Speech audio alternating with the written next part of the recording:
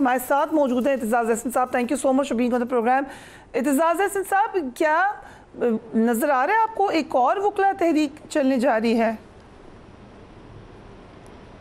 میں تو یہ کوئی 4 بلکہ زیادہ 6 مہینے سال سے کہہ رہا ہوں کہ اگر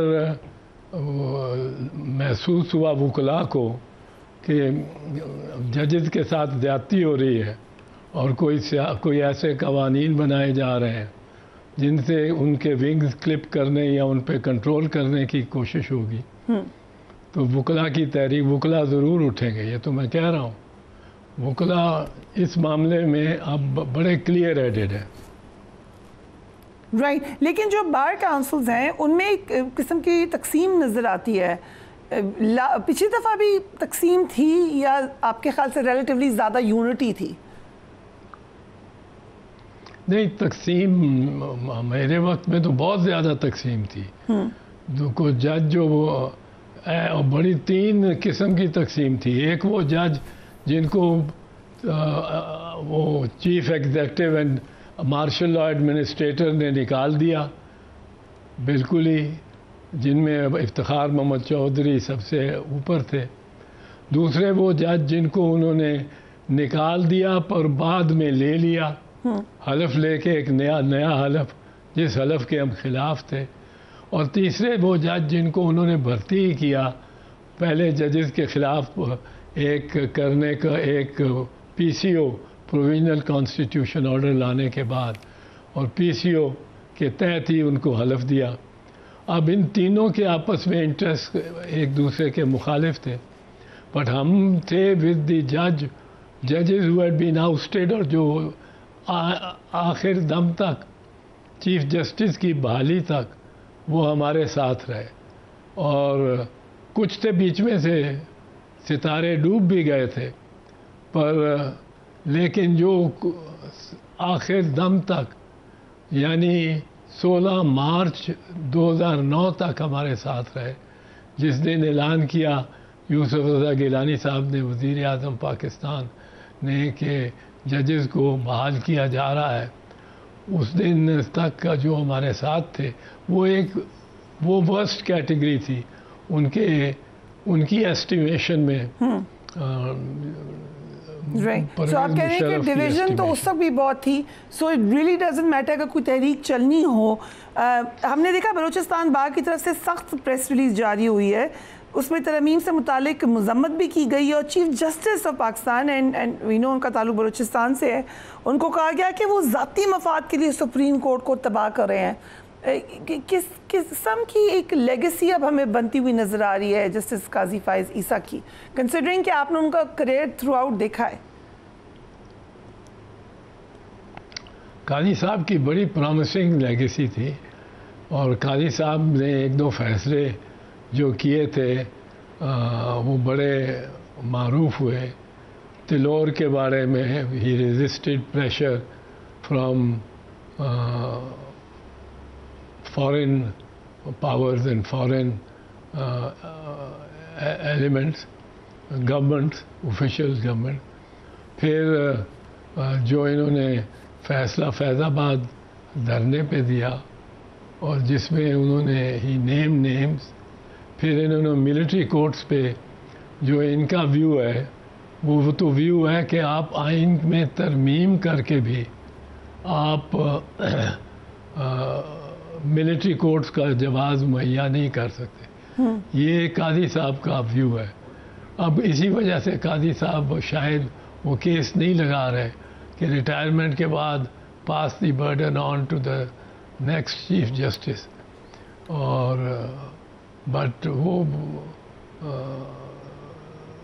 اپنے منصور علی شاہ صاحب یقیناً ایک آنریبل پوزیشن لیں گے اس پہ, but provided he does become. آپ کو لگتا ہے کیونکہ اب تو جو ترمیم ہے, جو معاملات ہیں, پورے شکوک و شبہات نظر آتے ہیں for the next chief justice. What do you think?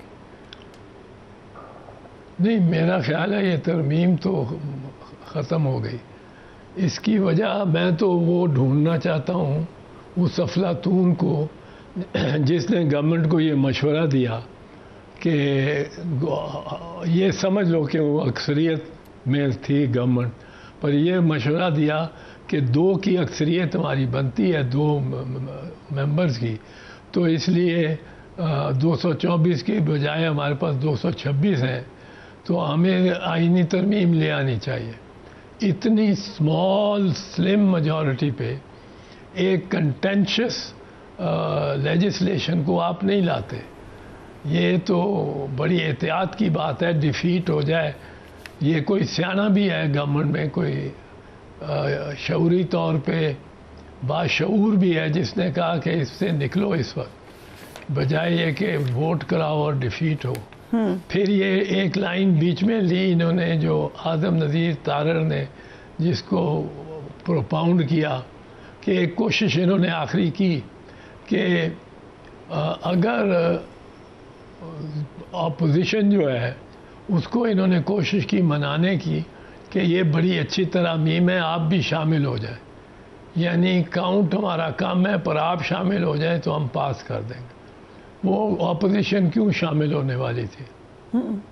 پر کسی نے جس شخص نے ان کو مشورہ یہ دیا کہ survive to fight another day, وہ ایک دانشور شخص تھا، اور وہ جہاں چوٹی پہ بیٹھا ہوا ہے، I can think I can see ہم دیئر، لیکن یہ باقی تو سارے لیڈران بھی جو گورنمنٹ میں تھے اور گورنمنٹ بھی، یہ تو بڑی اپنی اس مان میں تھے کہ یہ ہم پاس کرا لیں گے۔ لیکن میں کویشچن یہ ہے اعتزاز صاحب کہ آپ نے جیسے خود ورڈ یوز کیا کنٹروورشل یا کنٹینشیس ترامیم تھی، چلے ایسی ہی ہوں، لیکن ان کا پتہ ہی کسی کو نہیں تھا۔ وزیر قانون خود کہہ رہے ہیں مجھے نہیں پتا، پیپلز پارٹی کہہ رہی ہے ہمیں کلیئرلی نہیں پتا، جس سے سوال پوچھو وہ کہہ رہے ہیں ہمیں نہیں پتا، میڈیا کو نہیں پتا، جوڈیشری کو نہیں پتا۔ تو اس قسم کی سیکرٹ ترمیم کبھی آ سکتی ہے لیگلی؟ یہاں تک کہ اسپیکر کو بھی نہیں پتا تھا، چیئرمین سینٹ کو بھی نہیں پتا تھا، تو یہ اس طرح تو نہیں، یہ بھی غلط طریقہ تھا۔ جو لائرز ان دی گورنمنٹ ہیں، they should all be stood against the wall, facing the wall. تو یہ کیونکہ یہ تو بڑی اگر گورنمنٹ کی سائڈ سے ہم دیکھیں تو بہت بڑی ڈیفیٹ کرا دیا گورنمنٹ کی، جس نے سروائیول اور live and to fight another day کا دیا ہے، وہ بھی ادر ڈے آنا نہیں ہے۔ I don't think this amendment اور امینڈمنٹ ایک بھی تو نہیں ہے نا، یہ تو پوری سیٹ آف امینڈمنٹس ہے، یہ تو سارے سسٹم کو ہی تبدیل کرنے کی بات ہے۔ سو یو تھنک کہ گورنمنٹ اس پہ بیک آف ہو جائے گی؟ گورنمنٹ کی طرف سے تو کہا جا رہا ہے کہ ہم لائیں گے یہ ترمیم۔ I don't think so. اس دوران وکیلوں نے بھی اپنے مسلز فلیکس کرنے ہیں، 1-2 ریلیز ہو جائیں گی پنڈی میں، لاہور میں تو میرا خیال ہے آپ کے ہی سنا ہے کہ 19 تاریخ کو ایک ریلی کی کال دے دی گئی ہے۔